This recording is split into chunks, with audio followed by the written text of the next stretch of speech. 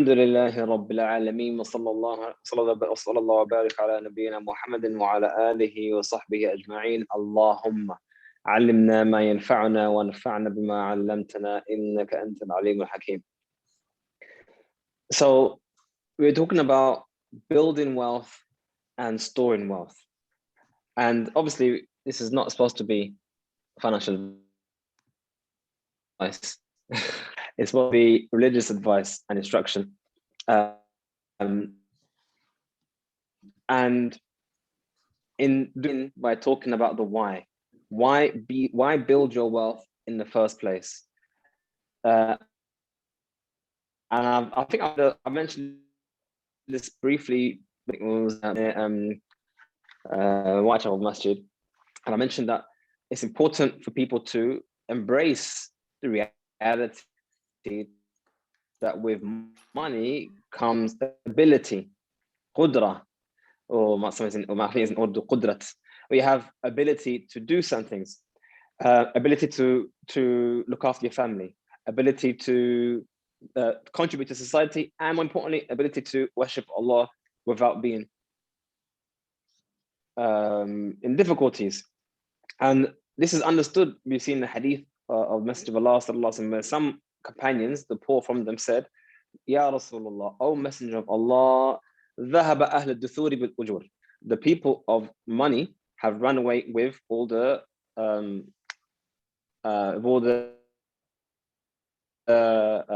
rewards. يصلون كما نصلي. They pray as we pray. ويصومون كما نصوم. And they fast like we fast. ويتصدقون بفضول أموالهم. And they give in charity if the loose change of the wealth that they have lots of. So they recognize that in terms of the actions of the limbs, obviously they're equal. They are human and we are human. But there were certain things that they had more of, and that was their qudra, their mal, their money, their ability to do and enact things. So because of that, they said they actually said they ran away with all the reward. So they actually equated money with reward for the hereafter, with reward that gets into Jannah, which is in stark contrast to the Christian belief, let's say Christian belief, but the belief which is very common in the West that money is evil, or the famous statement, money is the root of evil. Root of all evil. Then why were these people praised for having money? It's not the root of all evil. Human beings are evil and they enact evil deeds with their wealth or with their mind or with their skill or whatever knowledge. They use whatever the tools they have available to do evil.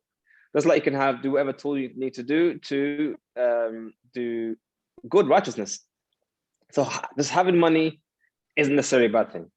Rather, it's actually praiseworthy and encouraged to do so.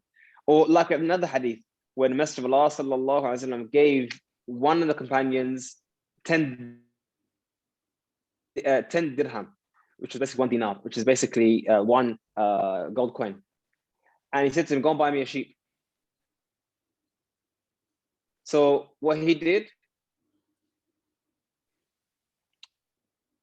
by the way, Umar, there's some people. It says 3 people waiting in the waiting room, so I don't know if I can let them in. Yeah, you can. He gave him some money to buy a sheep. So he went out and then he bought 2 sheep with the one. So he gave him 1 dinar, told him to buy 1 sheep. He went out and bought 2 with that 1 dinar. And then he sold that 1 sheep excess for 1 dinar again. So he came back to the Messenger of Allah and said, "Oh, Messenger of Allah, here's the sheep you wanted, and here's the money you initially gave me." So the Messenger of Allah laughed and made dua for him and asked Allah to put blessing and barakah in his hands, because effectively he made profit. He went out, gave some money, do one thing, and it came out with profit. And if you think about it, it was a massive profit. I mean, he doubled up, didn't he? He managed to get 1 sheep for free.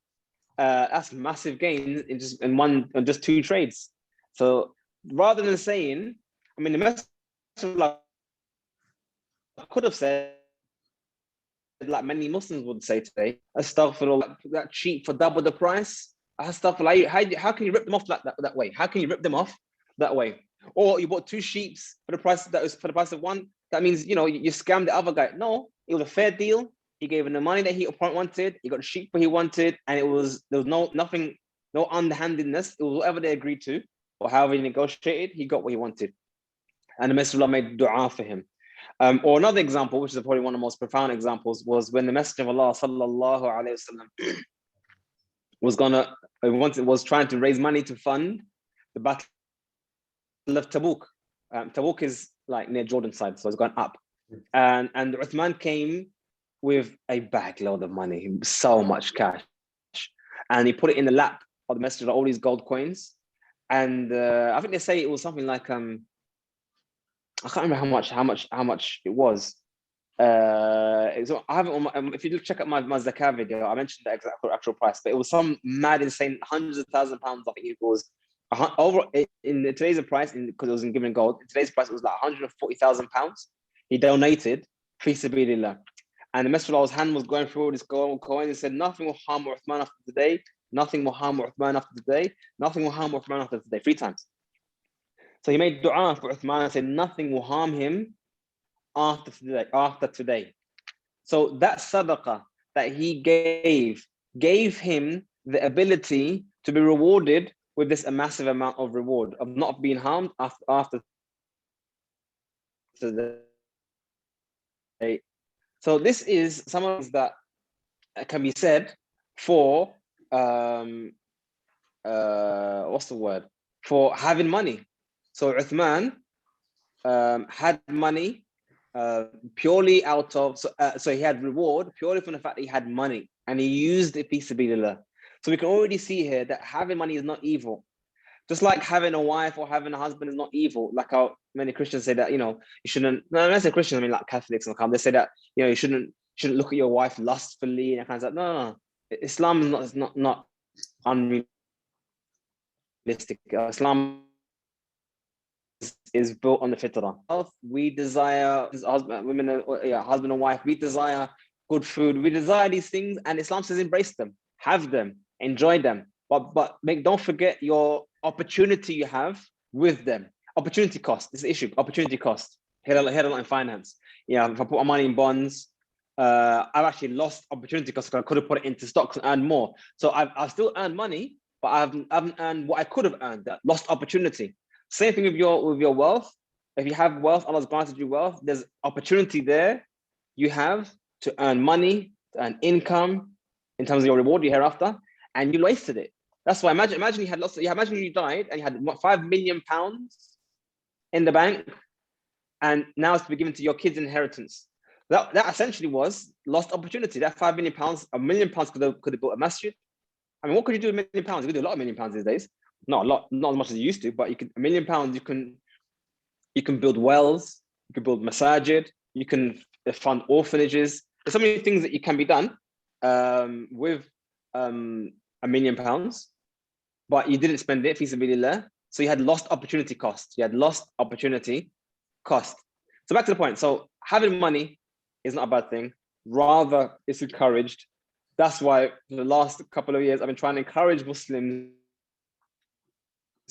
to not overlook this avenue. We have plenty du'at, plenty scholars and students of knowledge calling people to taqwa, calling people to fasting and righteousness, and those are great. Nothing wrong with that, and that's exactly what we should be doing. But often, I feel sometimes people they belittle the advantage of having mal, and we actually see that all the time. How often have you heard people saying, "Yeah, we were fundraising for X, Y, and Z. We're fundraising. We got this opportunity to build a masjid. We need to raise this amount of money. Can you go on it?" If these guys who are asking for it actually had money, they could have built themselves and got all the reward themselves. But because they don't, they're now asking you. And again, يَدُ الْعُلْيَا خَيْرٌ مِنْ يَدِ السُّفْلَى, as the hadith said, the upper hand is better than the lower hand. So this is, imagine that is actually one of your goals as a Muslim. I want to be the upper hand where I can give fi sabilillah. I don't want to be the one who's begging. There's even a punishment for the one who begs, for the one who's a beggar and begs without any real hajj or real need.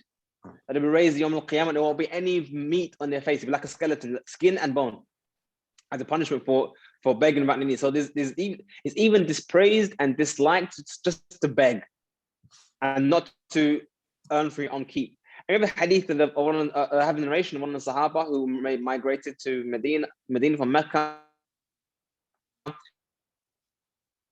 and his brother, or the one that only made brothers of the Muhajir and Ansar to help them out. And he said, I'll give you half of everything I have, half. And he said, no, don't give me any half. Just show me where the market is. That's all I want to know. Don't give me a freebie. Just show me where the market is. I'll make my own way. And that's what he did. He made his own way until he managed to earn enough money. He earned, I think another hadith mentioned that he went to the marketplace and he made the amount of money of gold, and he used that to get married. He used that to get married he made it as the mahar. And I mentioned that on my zakah video, how much that was. But the point is he actually went out, earned money, got the mahar, and then got married. And the joke is he could have got the money and the wife before that, but he was given. He said, "No, I want to earn it, I want to keep it." And this is why it's important to be savvy, be aware of our surroundings, and always be looking for opportunities to make money to give us increased ability to worship Allah. I'm not saying earn money so you can buy a nice Tesla, although that'd be nice, but I'm saying to get a nice car. Get wealth so you can have the opportunity, if you wanted to do khair. And I even know someone who wanted to buy a Tesla Model X, and they were looking at the price of it and seeing how they can afford it, blah blah blah. But ironically, before executing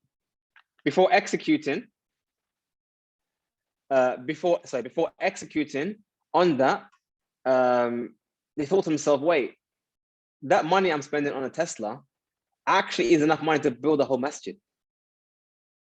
And that also actually stopped them from buying the Tesla, because opportunity cost. They could have built something else that actually has more reward than just a simple car that could probably be stolen one day, and then that's it, it's gone. The insurance company's going to pay you back or whatnot. Anyway, you get the gist. So in summary of this first part is gain lots of wealth, seek avenues and means to gain that wealth so you can worship Allah better. So you can, imagine this. There's just as one simple example. Imagine all you got from your wealth was the ability to pray to Allah with no fear of anyone coming to knock off your door for bailiff, asking for bills, no fear of where am I going to get money to pay my rent. Just literally that raha, that coolness of the heart, like I worship Allah without actually having any concern in the dunya. That's it. That's all you've got from the money is lack of concern. I don't have to worry about how much will my family be starving next year. Nothing. There's nothing more to worry about. Khalas. My dunya side is finished. Now I can focus on the akhirah. Just imagine that's all you got from the money was the ability to now focus on the akhirah. I can now do the ibadah. I can spend the time to seek knowledge. I can actually go and travel to Egypt and spend a year memorizing the Quran because I can. I can take a year out and right now I can't do that. To go to work, I have to go and ask my boss has to say I have to work extra hours. Imagine that's all you got for your money. That's amazing. That ability, freedom to worship Allah without khawf, without fear of the dunya. Imagine your boss says to you, "Do this haram, otherwise I'll fire you." You say, "Okay, go on then. I don't care. You have nothing over me. There's nothing you have over me. I've got what I need from the dunya. I have. All I need is from Allah. I'm only working here just to pay the extra bills, the extra bit of income. Other than that, I worship Allah. Khalas. That's the bare minimum you can get from your money. And after that, you can spend your money to do extra stuff. On top of that, what else would you want you to earn money is the ability to service the Muslimin. Service the Muslimin. How many Muslims have you come across in your lives who have been in difficulty? They're in debt. They need to get an operation, they can't pay for it, or the house burnt down and they got nowhere to stay. and you've only wished you could do something. But now you have money, you can. Imagine that. Imagine someone came to your masjid, you prayed masjid, and someone came to the masjid, they were probably saving, raising money to fund this orphanage in some place that they're going to shut down if they can't pay their bills. And imagine you can just say, look, I'm here. Just come to me after, I'll chat to you, I'll sort it out for you. Imagine you're the guy who sorts it out. Alhamdulillah. That alone is another way you can help the Muslimin with mal.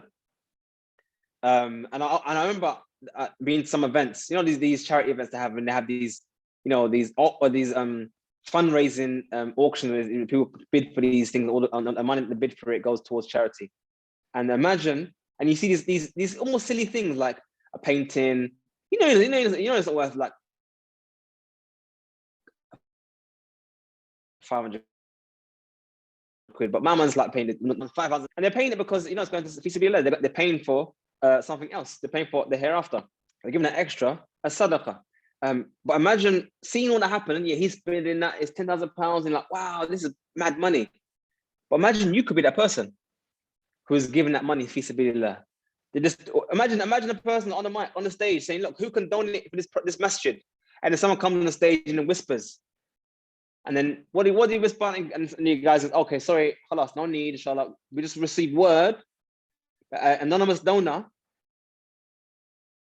is going to cover the whole cost. Imagine that's you to do that, be in the service of the Muslimin. Also,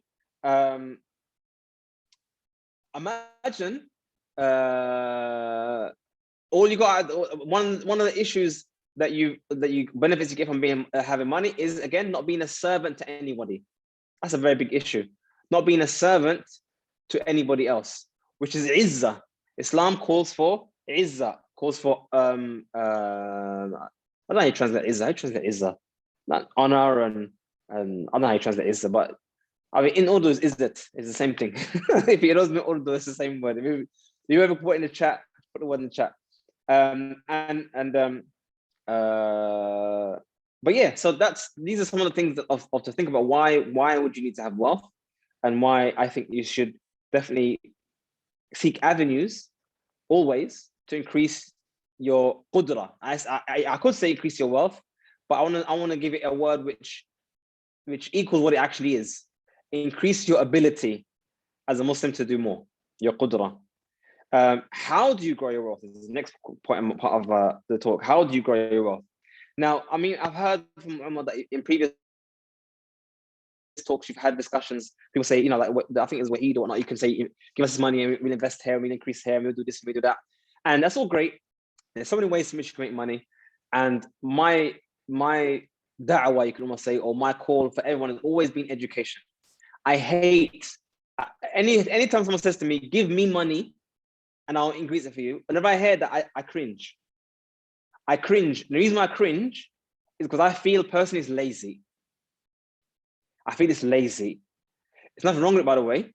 This is a personal thing. I'm not speaking on behalf of Islam here. I'm not saying Islam says you're being lazy, but I feel that too often in the UK, in the West, we would love to just throw our money in a direction and just have returns come in, and that's it. What I would prefer the Muslims do is the same thing I say they should do with their religion. Educate themselves. If you want to be a better Muslim, don't offset your deen to some peer or some mulvi or someone else, but you yourself educate yourself and you yourself become a better Muslim. Give yourself the tools to do better with yourself. And that will be education. And that's actually one of the reasons why when I hear these guys say, invest in this stock and invest in that stock, or give this money, we'll invest this for you and invest that for you. I always say to myself, yeah, but if you're going to invest, why can't I just do it myself? I mean, what's stopping me from doing what you're doing? I mean, if you can do it, why can't I do it? And therefore, I try to educate myself. If you're going to invest your stock, my money into this stock, let me find out, is it a good idea? Maybe I'll give you the money at the end of the day because it's just quicker and less friction. But at least I know what you're doing and how you're doing it. And then I might have the bit added knowledge to know when to exit the trade or whatever the case may be. But knowledge, I would say the most important investment you can do if you want to increase your wealth is increase your knowledge. Give yourself the skills that are transferable sometimes I have one brother, he mentioned to me he's doing some kind of course to get a job in the UK. And I said to him, but is this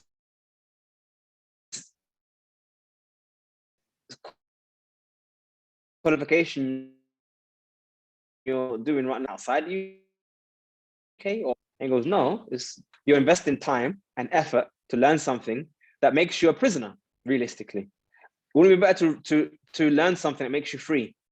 That you could take that skill anywhere you go. And alhamdulillah, you guys are this is the engineering, what's the name program? Some engineer platform. So yeah. Muslim Engineers Network. Muslim engineer, yeah. So Muslim, that's a transferable skill in itself. Transferring Tawheed to the land, that's the first thing. And the engineering is needed everywhere, wherever you go. That is already the first step in building your wealth, is learning a skill set that is transferable. And I would suggest building on that skill set, building on that foundation, giving yourself something that wherever you go, people want you. It's not that you go to someone else and say, where can I go so that they can help me make wealth? No. Give them a certain skill set, experience, and knowledge base that people want you. They'll actually be knocking it. They'll say, bro, I've just seen your LinkedIn profile. Do you want to come over to UAE and do some work over here? You know what I mean? So the first step of increasing your wealth is your knowledge. And that's what the Sahaba had, by the way. That Sahabi went to the marketplace with nothing and came out with gold. All he had was knowledge of the markets, knowledge of trade, knowledge of how to, make an income. And with that knowledge, he gained his income. That's basically my ultimate advice for everyone is education. Sounds a bit boring because people don't want to hit no one wants to go that hard route, which is actually to learn something. They just want to get the end result. Brother, just tell me where to put money and that's it, it'll just grow. Yeah, you could do that, but you're not going to be able to maximize on that. Anyway, and then the next part would be, where do you put your wealth? And I think this is kind of where the topic was trying to more aimed at. So in terms of storage of wealth and storage of money, that's often a question people don't ask about. Let me explain. People say, okay, look, I invested X, Y, and Z into this company, and now I have made X, Y, and Z profit. How much money did you make, brother? I made £20,000. Great. What are you gonna do with that money? I don't know yet. I'll think about it. Cool. Now, whilst he's thinking about it, unbeknownst to him, every day, every week, every month, every year, that £20,000 is losing value. Every day it's losing value. Brother, why are you bringing us this FUD? Why are you bringing us this nonsense? What's it called? Conspiracy theories. How is it losing money? Brother, listen, the government is telling you they are in currency. It is fact that governments across the world are printing money and they are inflating their currency for a reason, by the way, but they are telling you that that's what they're doing. Now, inflation is kind of counterintuitive because inflate means to make bigger. But what's actually happening is that your wealth is going smaller. So it's kind of the opposite, really. That's why even when this discussion of inflation versus deflation, it's kind of hard to get your head around, because deflation means to go larger and inflation means to go smaller. It's a bit hard to sometimes grasp. But in a nutshell, what it means is, the reason why do governments inflate their money supply? Okay, let me explain. Two main reasons. I'm sure there's more than two, but two main reasons. One, if your money in the bank is losing value on a weekly, monthly, and yearly basis, then holding it there and saving it there is a bad idea. Those who are investing or managing millions and billions of pounds, they know this. So it's almost like a gentle nudge to don't just save your money in the bank. Do something with it. Make use of it. Spend it. So it's almost like saying the government's way of encouraging you to spend. Because the more you spend, the more the country makes money, the more the currency circulates and GDP and blah, blah, blah, and the rest of it. So that's one aspect that they say why inflation happens. And secondly, inflation happens when money is printed. Okay, how is money printed? This is one of the things people don't understand. How is money printed? When it's printed, where does it go? Good question. That's actually, these are things which most people don't ask. When money is printed, where does it go? It goes to those who've taken out the loan. Is a loan. Even the money you have in your hand, which you think is money, came into existence through bonds, through loans. So basically, the way the government and other institutions increase by the issuance of debt. We live in a debt-based society. So when you flood the market with more money, that means that those who took out these loans now have more money to spend. And as they spend this new money, that means others who received it earn more money. And as they earn more money, they in turn spend more money. And when they spend it, others earn more money. And that's essentially the cycle which inflation happens. So in one aspect, I'm saying to you, inflation causes your money to go down. But in the flip side, they say inflation or the printing of money causes the money to circulate and it causes you to earn more money in the end. So it's kind of a chicken and egg situation whereby, yeah, inflation causes your money to go down, but at the same time, it causes people to spend more money and causes you to earn more money. It's a mad cycle. And that's why it's a cycle that is unsustainable. Listen carefully. It's unsustainable. Yes, imagine you're a car dealer, your car dealership, and all this stimulus check that has been given, all this money that people are getting through the loans, that kind of stuff, it allows people to buy your cars. And now your cars are selling like hotcakes, which means you're making more money. But at the same time, this money you're making is being worth less and less each time. So it's good on one end. It's like giving in one hand but taking in the other. Hence why many have described the system as like Ponzi scheme, basically whereby money kind of channels upwards to the top. And who's at the top? Those who have given out the loans in the first place. And this is what people, I'm not gonna go into the whole detail. I have a whole video discussing how the system works and how it's a Ponzi scheme. But the point in a nutshell, the way it works is that the actual people who are making the real money are those who are issuing these loans, i.e. the banks. Mm. Sadly, I don't mean to depress anyone. I mean, it is depressing news to hear. I mean, what's so depressing, brother? It's depressing to hear that all your effort to earn a living, look after your family, build your wealth, help the Muslimin, worship Allah without fear, all those efforts you're doing is actually fundamentally helping to feed the banks. It's ironic that we've all become financial slaves, but that is actually how it is. I mean, it is what it is. So where do you put your money? Here's where the issue come up with regards to the issue of Bitcoin.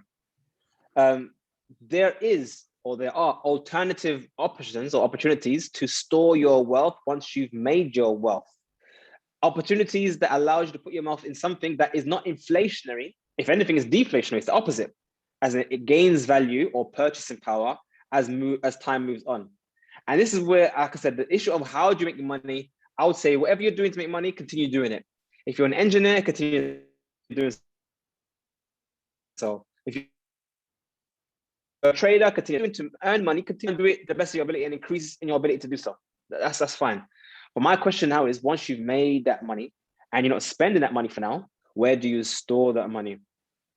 I'm not even going to go into the issue of halal, as in is it even halal to have money in the bank? I'm going to ignore that whole discussion. But it's fundamentally where do you store that money? And I would suggest everyone here should consider and think about allocating some of their capital, their savings, to Bitcoin. Now, why do I say that? Number one, Bitcoin is a currency of limited supply, meaning you can't inflate it into oblivion. It's not something that is subjected to the whims and desires of like 10 to 20 people. We get together once a year or twice a year in a room to discuss the inflation rates of the nation, and then they decide how much money is going to be printed, not printed. No, it is a currency that has been predefined in code, how much is going to be existence, how it will be circulated into existence, and only those who have earned it received it. Not those who are just bankers who get money for being banks, but only those who mine it, who have earned it, receive the Bitcoin, and therefore that money has its value through the work and effort put into it. So Bitcoin is definitely something one should consider in terms of storing their wealth long term. Why, brother? Give me some advantages. Tell me some advantages, brother, of Bitcoin. Here we go. Advantage number one, and for me, this is the biggest one. You, for the first time in recent history, I won't go as far as in human history, but in recent history at least, you can actually store your wealth and have full custody of your wealth, and no one can touch your wealth and take it off of you, or use it for riba, use it for haram, or anything like that whatsoever. You are in full control of your money. No one can force you to do anything with it unless you want to do it. No one even knows you even have it. It's in full control of your own. That is the biggest advantage of Bitcoin that I think everyone needs to recognize. Ignore the price action, ignore the fact that Bitcoin is going up. Focus on that one issue. I've got £10,000, £20,000, £100,000, £1 million in my wallet, and no one knows I have it. No one can take it from me. It's entirely mine. That, ladies and gentlemen, is amazing on its own. Now, some of us don't realize how amazing that is until the banks freeze your account and ask you where these funds come from, where are you sending your money going to? We're not going to allow this transaction. We're closing your account because we don't like you. Blah, blah, blah, blah, blah. We don't realize what we're actually doing with our money until it comes manifest in your face. Let me give you one example of what happened to me. Someone asked me to edit some Photoshop photo, yeah? And I would have done it for free. I mean, it was a minor edit. It wasn't a big deal. But I wanted them to realize that it has a cost to it. So I said, yeah, I'll do it for £5. I don't need £5, but I just put a price on it anyway. So they said, okay, I'll send it to you. They sent it to my account. I did the edit. I opened my account, the funds are there, but it was gray. So why is it gray? And it had an alert, go to your messages. So I looked at the messages and the message said, oh, could you please inform us who gave you this money? And I said to them, pardon? What do you mean, who gave this money? They said, you received £5 into your bank account. I don't know, where does the money come from? Can you tell us the name, first name and second name of the person who sent you this money? I said, it is £5, yeah? I mean, what? Why ask me anything for £5? Sorry, sir, we are regulated by the FEC of the regular European blah, blah council. We have to make sure that blah, blah, blah, blah, blah. So we do this now. I was so enraged and upset that they're asking me my business over £5, by the way. It wasn't even like a serious thing. It was like £5. So I reluctantly told them who it was, and then they released the £5 by their fadl and their virtue, by their mercy from this miskeen person. They gave me my £5. And this is at these events we really internalize what's actually happening. What exactly is the relationship we have right here? And the relationship isn't of a partnership. They're not your friend. They are your masters. Be real. They have legal right to hold your funds and not even give it to you if you want it back. They have legal right to hold it for up to 60 days to investigate whatever they investigate in, although you earned your cash. Why? Oh, we need to make sure that you're this and you're that and you're but bro, I do legitimate business. I got some income. What do you want to say? What? But that is the issue. Whereas with Bitcoin, not a single person can stop you from receiving money, and not a single person can stop you from sending money. So that's benefit number one. Benefit number two is that Bitcoin only comes to, as I mentioned earlier, but Bitcoin only comes into existence through hard work and labor, as opposed to our current system that comes to existence through riba. And that's something that most people don't think about. They think, oh, money is money and it's there and blah, blah, blah. But no one actually thinks, okay, how does money come into existence? If I told you that the Messenger of Allah said that the one who engages in riba is at war with Allah and the Messenger, the one who engages in riba is at war with Allah and His Messenger. And we know that the banks are engaging. Their whole business model is a riba. How can a Muslim comfortably, with a sound heart, say, yeah, I'm going to let them hold my thousands and thousands and thousands of pounds because it allows them to transfer money when I want? Is that how cheap your deen is? That you're going to allow them to hold your money and do all sorts of madness with your money? At war, as in, are you helping and aiding those at war with Allah and Messenger? At the very least, we should find avenues to store our money in other things. And that doesn't mean it has to be in Bitcoin, by the way. You can put it in gold. You can invest it in other avenues. You can put it on your mattress if you want to.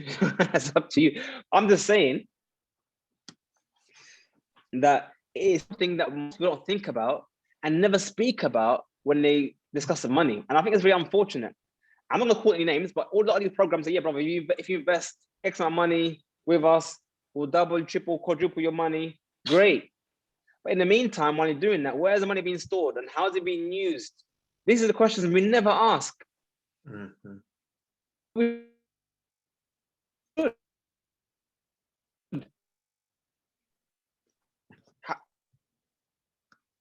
How much of something which is, imagine all the Muslims on planet Earth, all of them, withdrew their funds from this mad system. What would that do to the system? I guarantee it will collapse it.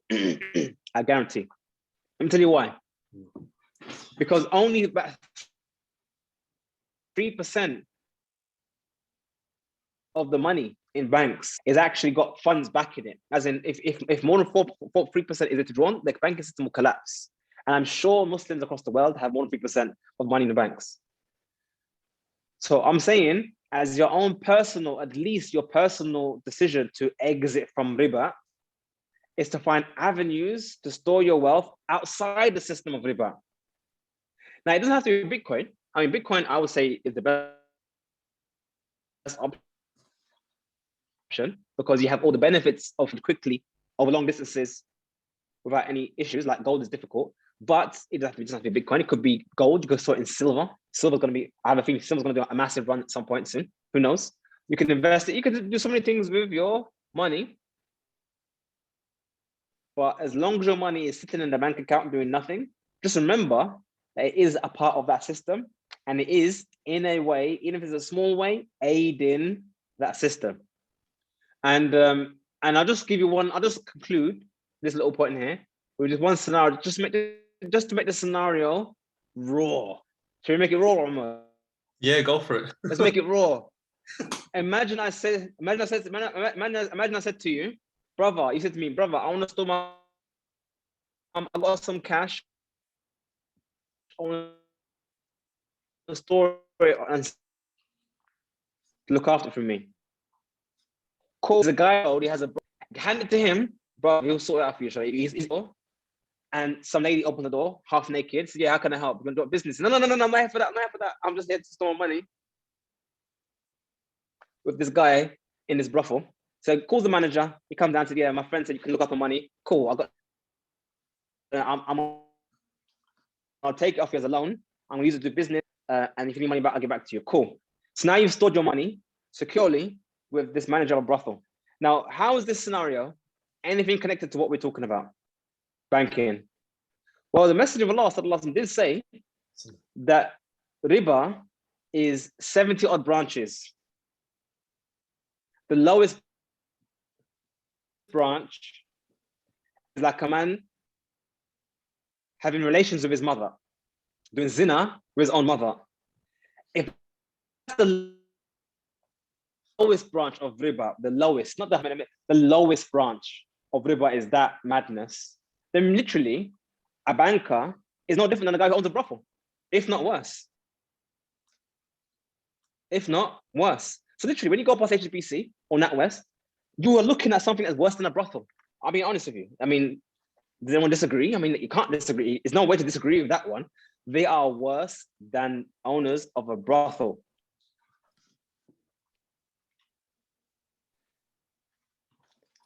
So, yeah. That as an millionaire, yes, it can. 99.9% of people only care about that part, that one point there. Can Bitcoin go up? It can, and it is. Why is it doing that, brother? Well, think of it this way. You guys are all engineers. You guys know about, you guys are smart people. Everything on planet Earth, in terms of value, comes down to supply and demand. That's just a fact. Everything. There's nothing really that is not succumb to supply and demand. Everything.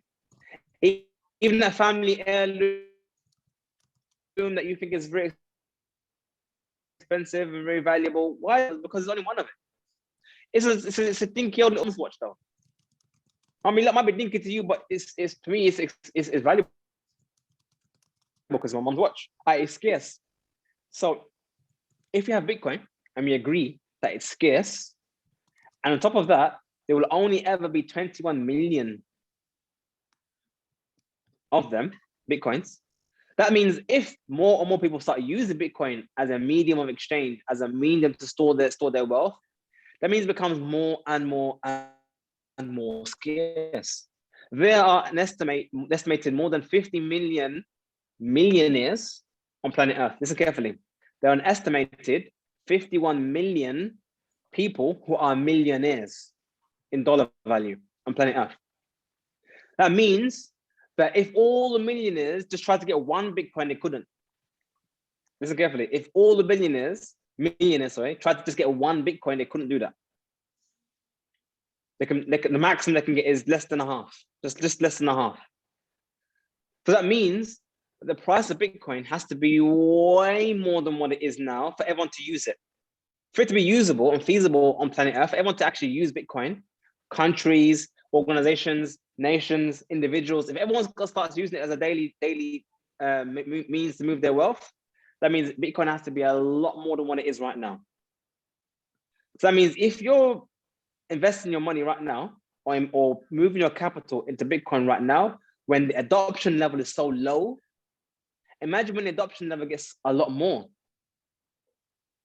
Listen carefully, everyone. Just ask your mates, ask your friends, ask your family, ask your neighbor, do they have Bitcoin? And just test it yourself. How many people you know have actually acquired some Bitcoin in their own wallets? I would guess it's less than, out of every 10 people, less than probably one would probably say yeah. Probably a lot of them would probably even say, I don't even know what Bitcoin is. So that means we're so early in this industry. And it's basically like the internet in 1990s. I don't know if you guys even know that. I don't know how old you guys are, but the 1990s, I remember the 1990s. I remember when email became a thing. You can tell when someone was around in the 1990s when they have an email address that's something stupid like pink bear or fluffy pants or something like that. What was it? Fluffy pants at hotmail.com. You can always tell what they have these stupid names. Only in the noughties and the teens, people start to become more mature with their email addresses that had their first name dot second name. But in the early times, emails was like almost like a game thing. No one really used it. I thought it was these silly names. But that's it. But that's basically what it was. Imagine the internet in the early days. Remember, before we even had internet on the phone, before we had internet on the phone. Remember, internet on the phone only happened in the 2008. I remember the iPhone 3G was like the first time you actually had the first web browser. Think about it, everyone. The first web browser on the phone in 2008, but internet existed from 1990s. And that's like 20 years of development and movement in the market of the internet. And now the internet is ubiquitous. Everyone's using it. It runs the whole structure. You can now vote online. You can do so much things online now. Census reports online. Everything's online. So imagine now in 10 years' time, where will Bitcoin be then? You can pay your taxes. You'll be able to pay taxes online. You'll be able to pay your bills online. You get and you're living online. I mean, literally, the funny joke is, and this is just me, a bit of a techie one, and we'll kind of conclude at this point. When they actually made the protocol for internet, there was actually a protocol or a section in the protocol for payments, online payments. But at the time when they made the internet, there wasn't actually a method yet, technologically, to implement that on the internet. So there actually is an error code. I think it's error code 501. Error code 501. I think it's 501, which says I think it's error code incorrect payment method, something like that. This actually existed from the 90s because they never had a method of payments online. That's when we had the gatekeepers of the online network, i.e. PayPal. Networks, third parties, basically the Western Union of the internet. The Western Union of the internet, whereby if I wanted to give money to someone of a website, I had to go through a third party, someone else somewhere on their own centralized systems to process the payment on the internet. So at the moment, all payments online are not native to the network. It's not actually on the internet. It's actually on someone else's server, and you're using the website and doing some, in Saudi, are the same, where you're basically scratching your left ear with your right hand behind your head like that. That's what it's like you're doing some backwards means to payment. Whereas Bitcoin is actually the first time we can actually make payments natively on the internet. That was the last hurdle of the internet, of the internet world. Now we are moving towards a world where you can fire up a website, have a product, receive payment, all online without the need for a third party. Listen carefully, everyone. Now we're moving to a world where I can actually run a full business all online, and I don't have no need to go and contact PayPal or my bank account or set up an account with HSBC, go down there with my paperwork like a slave and beg them permission to give me access to a bank. No. Literally, I mean, I can show you right now. You can actually load a wallet in less than a minute. I have a website, I have a YouTube video. I challenge myself to download the wallet or download the app, open a new wallet and receive funds within a minute. It takes you less than 60 seconds to receive money on using Bitcoin without the need of anyone else. That is what's going to happen with the internet. If you don't believe that, then your vision of the future is very bleak, where we are still 20 years in the future, still slaves to PayPal. Come off it. You really believe that in the next 20 years time, we're still paying 2.5% of all our income to PayPal just to move some bits on their server? Mankind's not stupid. You guys are engineers. You guys know about the word efficiency. That's a big part of your whole industry. Efficient. How can you do something more efficiently, more better? How can I reduce my costs? And I'm telling you, cryptocurrencies, primarily Bitcoin, is literally changing the world. I'm gonna conclude with one last point. Nigeria, them guys are hustlers. They make money. Nigerians, mashallah, Allah put barakah in their hands when it comes to making money. These guys know how to hustle. In Nigeria, in 2019, the banks and companies, whatnot, they made an estimated $4 billion on fees for remittance, money coming in and out of Nigeria. $4 billion just on fees. And you know how insane that is? Because we know that fees for remittance is not like 50%. You're not paying half the money in fees, are you? You're paying like a small fraction, 2%, 3%. So if that's 3% of what that means the volume of money they're moving to the countries for the fact that their profit is 4 billion. Okay, last year their revenues dropped to 50 million, and there was panic. Where's the money going? How have we lost all our revenue from 4 billion down to 50 million? I mean, if you just think about that's actually insane. How was it in 1 year they could have such a massive chunk carved out of their biceps? I mean, that's insane. But you know what happened? The Nigerians found a way to get money in and out of the country using Bitcoin instead. So literally, remittance fees, they found a way to get around the system, get around the gatekeepers of money. And think about it, what are these guys even doing? What are these banks and Western, what are they doing other than moving bits on their screen and they're getting paid a profit for it? We live in the age where you can send money online without any need for a third party. Why do we need them anymore? So that's what happened, that in January, the government released an emergency mandate to all banks to stop people from using Bitcoin in their banks. And the reason why they did that is because they were panicking about all this money they were losing, the revenue. Not realizing that you can't stop it. It's like you can't stop the tide coming in. It will come. So now Nigeria are renegotiating, the government and the officials, they're renegotiating how they can, they're trying to bring out how to regulate, but whatever. My point is that just the fact that Bitcoin existed, it allowed the people to get money in and out of the country at a fraction of the cost. And also immediate. A lot of us don't realize that in this country, we have things quite good. Even compared to America, by the way. I was actually shocked the other day to find out that, you know, in America, if you used to try to do a bank transfer from New York to California, it could actually take a week. I was like, what? A week? I know in England, using the faster payment network, it happens in a day. But usually within a day, maximum 2, is settled. But in America, their system's a bit slow. It can take up to a week. But in Africa, it can actually take them months. I'm not even joking to you, by the way. It can actually take them months. And that's even though they're on borders, because the system is what it is. Whereas with Bitcoin, they can now do it faster than even UK payments, because Bitcoin transactions settle in 10 minutes. Rather than taking a day to settle, it takes 10 minutes maximum and it's settled. So it's definitely the way of the future. And essentially allocating a portion of your wealth into Bitcoin now, while it's still so cheap, is definitely something I would advise. If you're asking my advice, I'm not a financial advisor. I'm just telling you my advice based on what I've just told you. If you agree, then obviously you agree to that, to ethos, and if you don't, alhamdulillah, we'll see anyway. But the point is, in terms of making wealth, continue doing what you're doing. Look for avenues to increase your wealth, diversify in your income, side hustles, business, trade, whatever the case may be.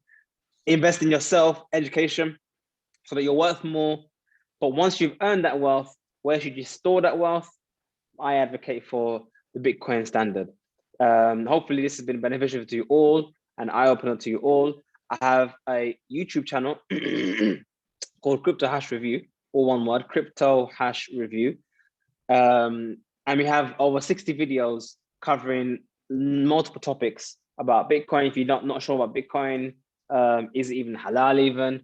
All these topics, where it comes from, what its history, why it's important, some of what I said already today, and whatever. I mean, you could tell 60 videos, there's a lot to cover.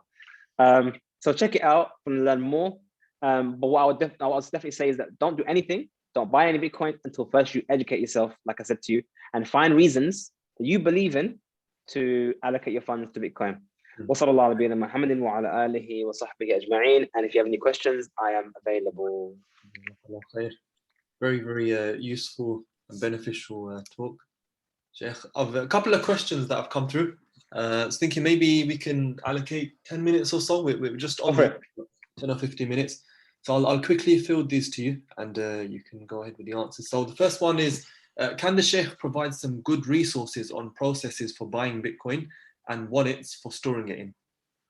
Cool. So that's easy. I made videos very recently about the purchasing and the storage of that. So for the sake of brevity and for everyone to just, benefit from other questions, just refer to my website or my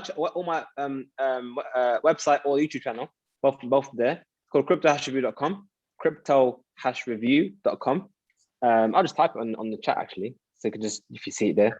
But yeah, that's basically the best answer that one. To answer that one. Any other questions?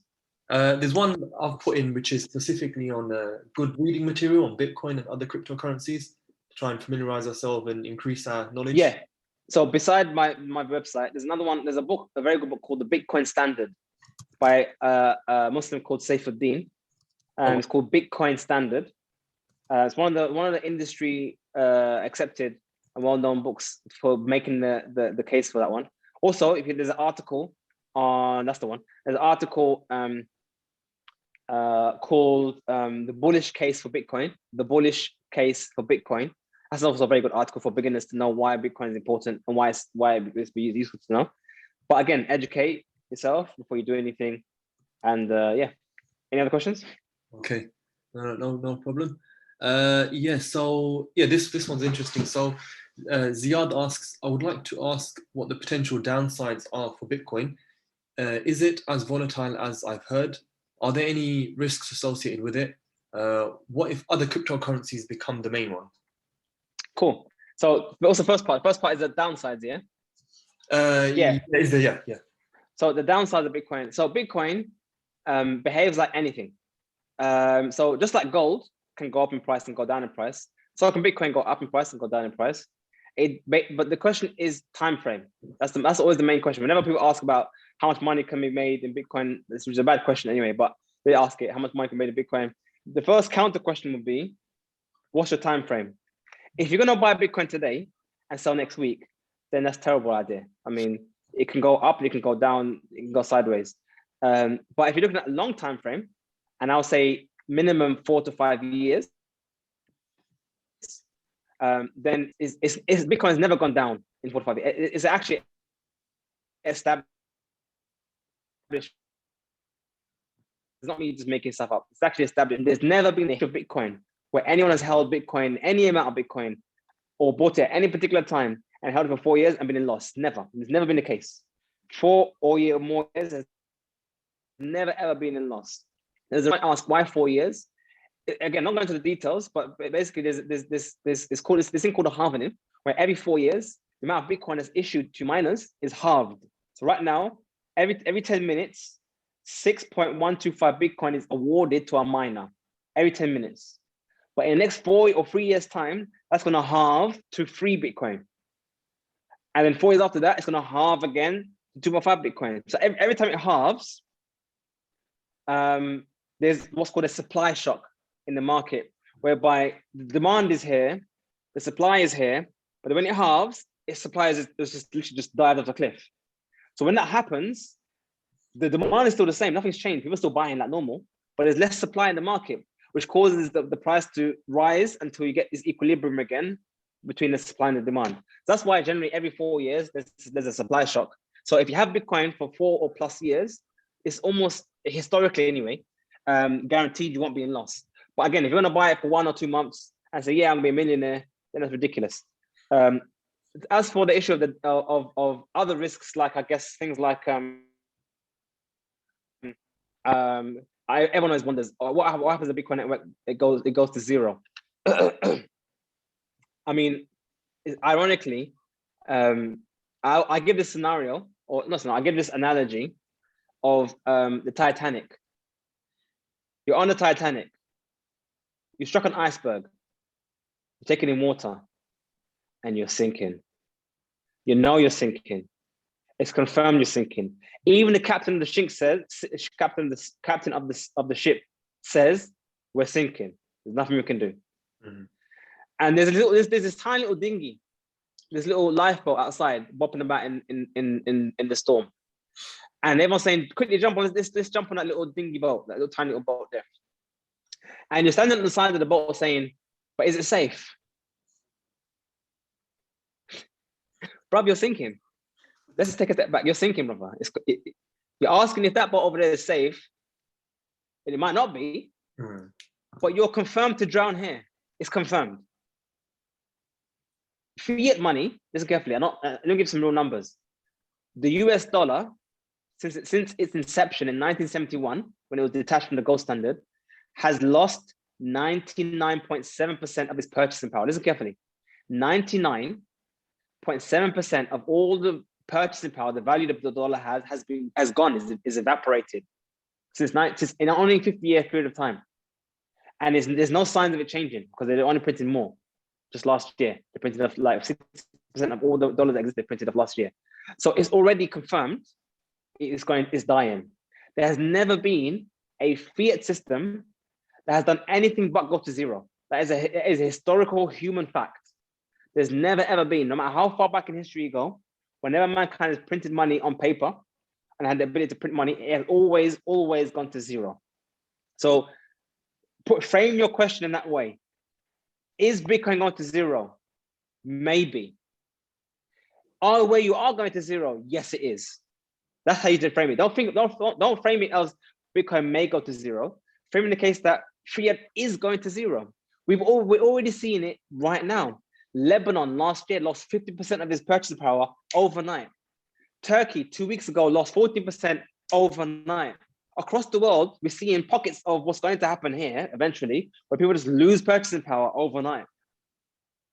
this is what's happening, and it's confirmed. The government's actually telling you.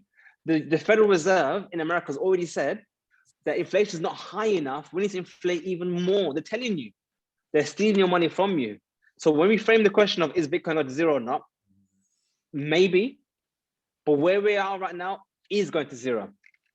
That's probably the best way to answer it without getting technical. I'm trying not to be technical, but we have videos, by the way. That's actually one of the videos we have about Bitcoin. What's the risk of Bitcoin? We have a whole video on that one as well. And what's the other question you said about what? I think the answer. The other one is if another cryptocurrency becomes yes, yeah, exactly. So Umar will know this one. So Umar, let me ask you a question. What's the likelihood of Telegram taking off WhatsApp? It's possible. There's a chance. It's possible, but realistically, slim, very very small chance. Okay, so it's exactly. So what people need to realize is that what makes Bitcoin what it is isn't because of the technology in Bitcoin, because one could argue that other coins have better tech. One could argue that, but it's the adoption that's in Bitcoin. People know about Bitcoin. I mean, put it this way: cryptocurrency. The word cryptocurrency is almost synonymous to the word Bitcoin. When you just think of the words, imagine that. Imagine there was even in WhatsApp. If I asked you, if I could actually use the word WhatsApp as a synonym to an online communication network. I'll WhatsApp you. I'll send you a message over this network, not through normal SMS messages network. It's become synonymous with that. There are many examples in industry whereby basically the first one that did it became known synonymous to it. What was it? There was what is it? There was something. Like VHS videos. Those you may know about VHS videos. You know, VHS is the name of the company, but it became synonymous to the actual disc tape that we actually have to think. So the Bitcoin has what's called first mover advantage. Infrastructure are built around Bitcoin. Governments are looking at Bitcoin. Institutions are investing in Bitcoin. Everyone's investing massive amounts of money into Bitcoin. Maybe this obscure coin is technologically better, but no one cares about it. You know, why would you put your money in some obscure coin that may not even survive the next couple of years when we have a clear winner here that has survived for 12 years, not once had downtime, and everyone's talking about it? I mean, that's the reason why. So yeah, there are obscure coins, but the likelihood of those coins doing anything significant in the short term, at least, is highly unlikely. In the long term, let's just say 20, 30, 40 years, possibly. And that's the beauty about Bitcoin, is that Bitcoin is, listen carefully, everyone, listen carefully. I know when I talk about Bitcoin, people think I'm a bit fanatical, and I am. Everyone knows, I'm fanatical about Bitcoin. Everyone knows this, yeah? But Bitcoin really is only the latest tech in money. So look at money. We had shells, beads, you know. And the joke is when beads and shells were the latest thing, that was actually the latest tech in money, because before that, all we had is debt. Don't worry, I owe you one, you know, on the tab. It was no way to record who owes what to who other than through beads. And then we found gold was a better one because gold didn't rust. Gold stayed where it was throughout the ages. That was the latest tech at its time, because it had they had features where I could transact. They had very light to transact, easy to divide, subdivide. That was the latest technology of money at that time. And then we have now digital money, which is basically bank money. What we have now, when you transfer money from my bank account to your bank account using sort codes and account numbers, that was the latest tech in money today. Now we have Bitcoin. Bitcoin is just latest tech today.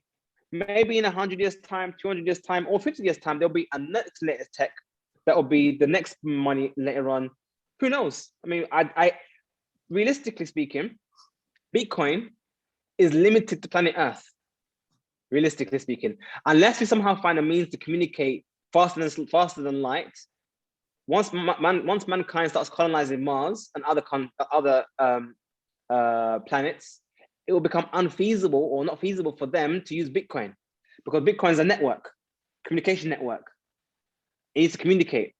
And if it takes 8 minutes for information to get from Mars to Earth, and 8 minutes to get back from Earth to Mars, you can't have Bitcoin. So you need to have another network anyway. So Bitcoin's on the latest tech. It's not the money forever. It's money for now. So just recognize that all we're doing is just adopting what it is now. That's all it is. Basically, yeah. And what was the last question? Yes. So there's one asking about how to buy Bitcoin, but I'm gonna put that one to the crypto. Yeah, website. Just go to the website. That was the easiest way to get that sort of one out. There are quite a few coming through. I think just in the interest of time, we'll go for one last one, and I think we can maybe combine a couple of these, and it should give a good conclusion. So go for it. the first one asks about so it said the Bitcoin price in 2017 was 17,000. Wait, can we prioritize questions about negativity, as in like FUD? I want FUD questions. No, that's what I'm doing. That's what I'm doing. Yeah. So this one says the Bitcoin price in 2017 was 17,000 USD. It then dropped to 4,000 USD in 2020, and it's now 60,000. So it's basically asking, can you put your trust in volatility like that? That's the first one. Another one that I want to put in kind of the same theme. It's asking, is Bitcoin in a bubble now, waiting to burst? Essentially, is it going to go down to zero? And there's a couple more which talk about zakah and stuff like that, and one on forex trading. But I think if you want to maybe the ones that are FUD, maybe I think are more important. I mean, forex. Just quickly, the way I see forex is that you're trading crap for more crap to make more crap.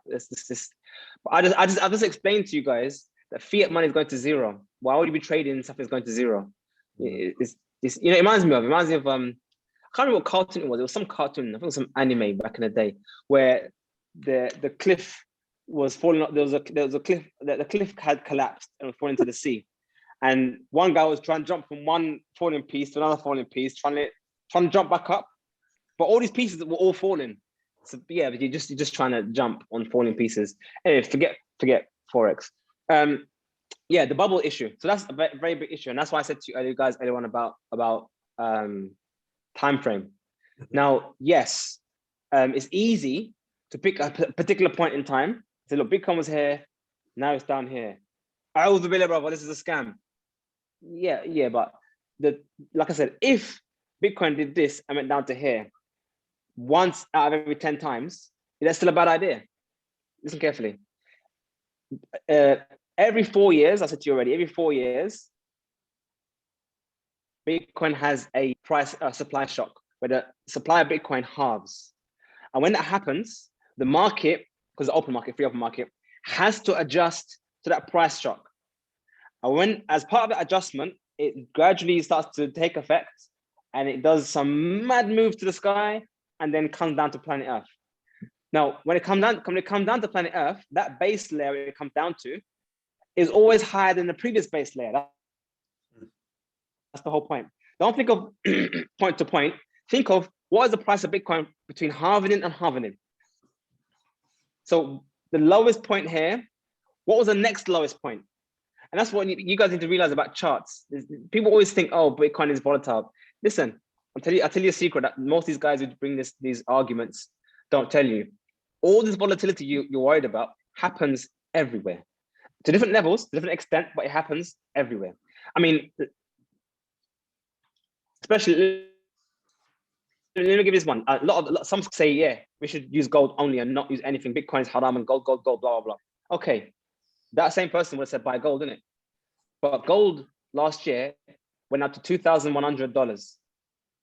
And this year, it went down to $1,600. Listen carefully, everyone. That is a massive drop, especially for gold. So, I mean, you do the maths. 2,100 down to 1,600. I think it's close to like 30% drop. 30%, yeah. Just in gold. So I just proven to you that even the element that the Messenger of Allah sallallahu alaihi wasallam used to transact in behaves the same way. It's supply and demand at the end of the day. If there's more demand than there is supply, price goes up. If there's more supply than there is demand, then the price goes down. That's just how it is. But with Bitcoin, it's different, is that the supply is fixed and it halves every 4 years. So if you have Bitcoin for 4 years plus, it's I don't know what you're doing to lose money, but it's almost impossible to lose money. Or actually, let me start again. Let me rephrase that because it's wrong. I said it wrong. If you have one Bitcoin, you will always have one Bitcoin. No one's gonna take that from you because Bitcoin is money. But if you look at money compared to fiat, then yeah, you can't really lose fiat value. Because and then there's one saying that I love from Max Kaiser. I love this saying. It says Bitcoin has infinite upside, as in it can go up infinitely, which sounds ridiculous. And it says because fiat will go to zero. Divide anything by zero, what'd you get? Come on, Umar. Divide any number by zero, what'd you get? You get an infinite number. Right? Exactly, infinity. Excellent. So as the dollar is losing value and going to zero, if you just compare Bitcoin price to dollar and dollar going to zero, that means Bitcoin has an infinite upside. But like I said, personally speaking, guys, this is serious advice. Don't think of Bitcoin as a vehicle to get fiat. Remember my initial advice about why Bitcoin is good for you: personal sovereignty and escape from riba. These are the things you should be prioritizing, because if you look at that as your benefit that you get from Bitcoin, whether the price goes up or down, you're still happy because at least your money is outside the riba. At least you have full control of your money. I mean, think of it this way, guys. Listen, there's like 90 months till here.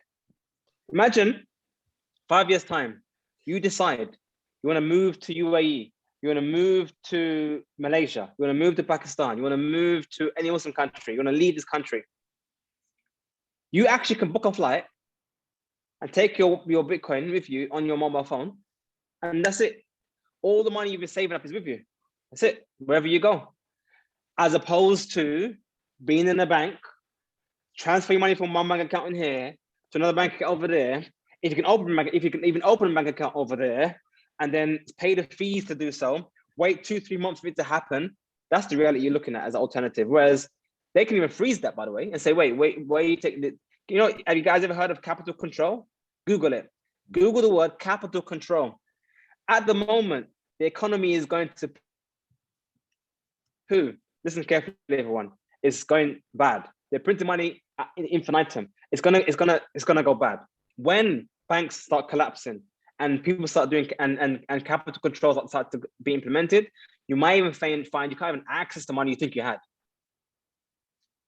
And imagine, and this is something people don't think about, imagine the banks bail in. You guys have heard of bailouts. That's when governments pay off the banks to stay afloat. Since the last time they did the bailouts, they've actually changed the laws. So now before the government bails out the banks, they bail in your money. That's actually a new law. So your money that's in the bank is the first thing the bank will absorb to keep it afloat if it goes into trouble. Think about that one. So don't think that because your money is in the bank, it's safe. It actually isn't safe. Even that insurance that people say, if your bank goes wrong, the insurance will kick in and say, no. That insurance is only valid if the bank is insolvent. Mm-hmm. But bail-ins happens to prevent insolvency. So that means before the bank is even insolvent, the money is gone. Mm-hmm. So just be aware here that you're not just you have to compare apples and apples. Bitcoin, you have it. No one can take it from you. No one can confiscate it from you. It's yours. Money in the bank, it's not yours. It's a liability. It's a debt. And it can be taken from you at any time. And I don't know how you feel about this, but also it comes to declaring your tax. So it is what it is. It is what it is. So I think that's it for now, inshallah. We've done a good batch. I got a next webinar to do later on today. So hopefully you guys have benefited. If you have any questions about Bitcoin, any help, you can book a call with us on our website, on Crypto Review. You can just book a call, press a button and book a call. And if you have any questions, we can help you out, help you get sorted out. Just before just before this lecture, actually, we had a 2-hour call with someone, helping him get set up with his wallet, buying Bitcoin, all that kind of stuff. We can help you with that one, inshallah. And then other than that, finish. And thanks for having me.